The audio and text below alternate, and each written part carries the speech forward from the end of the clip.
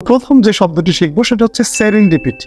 Serendipity মানে হলো যে তুমি এমন একটা কিছু খুঁজে পেয়েছো যেটা তোমার জন্য ভীষণই ভালো হয়েছে, কিন্তু আসলে তুমি সেটা খুঁজছিলি না। পরে হচ্ছে এফিমেরাল। এফিমেরাল মানে কোনো একটা কিছু যেটা খুবই ক্ষণস্থায়ী বা টেম্পোরারি সময়ের জন্য হয়। যেমন একটা বিউটিফুল সানসেট, সেটা অত্যন্ত বিউটিফুল, কিন্তু সেটা খুব একটা ক্ষণস্থায়ী সময়ের জন্য হয়। এই জিনিসটাকে আমরা বলবো এফিমেরাল। তারপর হচ্ছে পেট্রিকোর। পেট্রিকোর হচ্ছে গিয়ে দীর্ঘদিন খরা থাকার পরে যে প্রথম বৃষ্টি হয় এবং সেই বৃষ্টিতে যে একটা সুন্দর স্মেল পাওয়া যায়, এই পেট্রিকোর নামে অভিহিত করা হয়।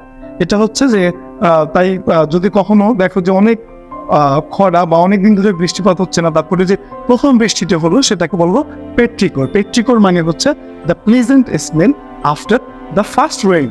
তারপর হচ্ছে ইভালিয়েন্ট। ইভালিয়েন্ট মানে হচ্ছে ওভারফ্লোয়িং উইথ ইনথুজিয়াজম অ্যান্ড এক্সাইটমেন্ট। অর্থাৎ যে কোনো একটা কিছুতে যখন তুমি অনেক বেশি ইনথুজিয়াজম দেখাবা, অনেক বেশি এক্সাইটমেন্ট দেখাবা, এটা কি বলা হবে ইভালিয়েন্ট। যেমন গ্রাজুয়েশন সেরিমনিতে ছাত্ররা অনেক বেশি ইভালিয়েন্ট বা অনেক বেশি ইনথুজিয়াজম দেখাচ্ছে, অনেক বেশি এক্সাইটমেন্ট দেখানো হচ্ছে।